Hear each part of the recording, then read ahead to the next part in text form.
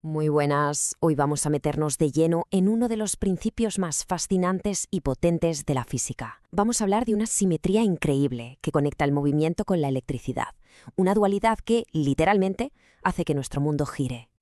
A ver, si lo pensamos fríamente, un ventilador y una central hidroeléctrica no se parecen en nada, ¿verdad? Uno lo tenemos en casa para no pasar calor y la otra es una obra de ingeniería gigantesca. Pero, ¿y si en el fondo fuesen dos manifestaciones opuestas del mismo fenómeno?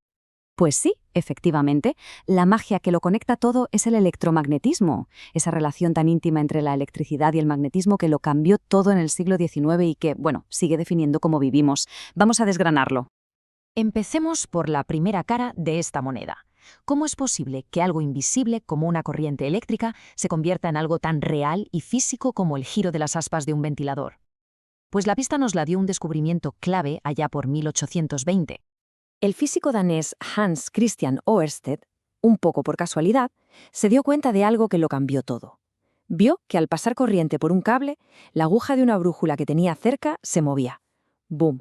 Era la primera prueba de que la electricidad y el magnetismo no eran cosas separadas, sino que estaban conectadas. O sea, una corriente eléctrica crea su propio campo magnético. Para visualizar esto hay un truco genial que se usa siempre, la regla de la mano derecha. Es muy fácil. Imaginemos que cogemos el cable con la mano derecha. Si el pulgar apunta en la dirección en la que va la corriente, pues la dirección en la que se cierran los otros dedos nos dice cómo es el campo magnético que se está creando. Un truco sencillo pero súper útil.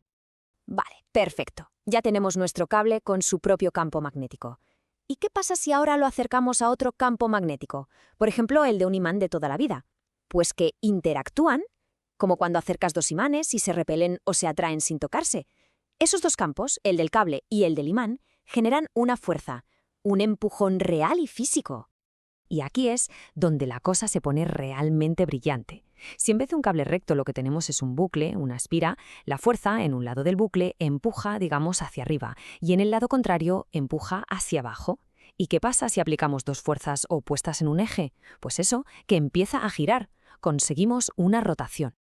Y con esto acabamos de describir, en esencia, cómo funciona un motor eléctrico.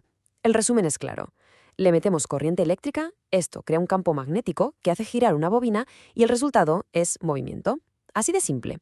Y esta es la base de los ventiladores, de las batidoras, de los coches eléctricos, de casi todo lo que se enchufa y se mueve. Muy bien. Ya hemos visto cómo la electricidad crea movimiento. Ahora vamos a darle la vuelta a la tortilla. ¿Podemos hacer justo lo contrario? Es decir, ¿podemos generar electricidad a partir del movimiento? Pues la respuesta, como ya se puede imaginar, es un rotundo sí. Para entender esto, primero necesitamos un concepto que suena un poco raro, pero que es muy intuitivo, el flujo magnético. Vamos a imaginar que las líneas de un campo magnético son como hilos invisibles. Pues el flujo magnético es básicamente una forma de contar cuántos de esos hilos están atravesando una superficie. Por ejemplo, el interior de nuestra espira de cable. Y aquí es donde aparece la otra pieza fundamental del puzzle, la ley de Faraday-Lenz. Lo que nos dice esta ley es algo alucinante, y es que a la naturaleza como que no le gustan los cambios. Si intentamos cambiar la cantidad de hilos magnéticos que atraviesan una espira, la propia espira va a reaccionar creando una corriente eléctrica para oponerse a ese cambio. Es como si dijera, quieto ahí. Así que, atención, porque aquí está el quid de la cuestión. La palabra clave es cambio, la variación. Podemos tener una espira quietecita en el campo magnético más potente del mundo que si nada cambia, si el flujo es constante, no se va a generar ni un voltio. Necesitamos que algo varíe.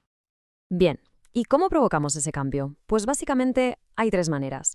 Podemos hacer el imán más fuerte o más débil. Podemos hacer la espira más grande o más pequeña. O, y esta es la más práctica de todas, podemos simplemente girar la espira dentro del campo magnético. Y ese giro, esa simple rotación, es el corazón de un generador eléctrico. Es lo que pasa en una central hidroeléctrica cuando el agua mueve una turbina o en un molino de viento. Ese movimiento mecánico se usa para hacer girar una bobina enorme dentro de un campo magnético. Y como al girar el flujo cambia constantemente, se genera una corriente eléctrica.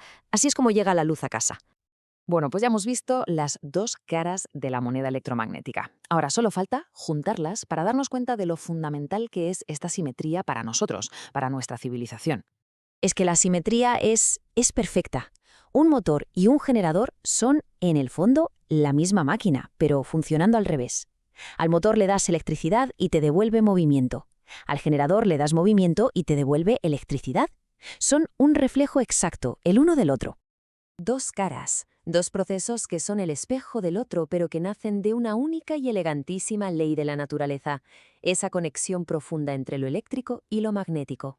Y esta dualidad es lo que mueve el mundo moderno. Sin exagerar, usamos generadores para crear electricidad a la bestia, y luego esa electricidad la usamos para alimentar millones y millones de motores en nuestras fábricas, en los trenes, en casa. Es un ciclo constante de transformar energía de un tipo a otro. Así que, para terminar, queda una pregunta flotando en el aire. Si el descubrimiento de esta simetría entre electricidad y magnetismo fue lo que definió el siglo XX, esto nos lleva a pensar qué otras simetrías fundamentales de la naturaleza estamos a punto de descubrir y cómo podrían transformar nuestro futuro. La física, desde luego, está llena de sorpresas. Muchas gracias por haber llegado hasta aquí.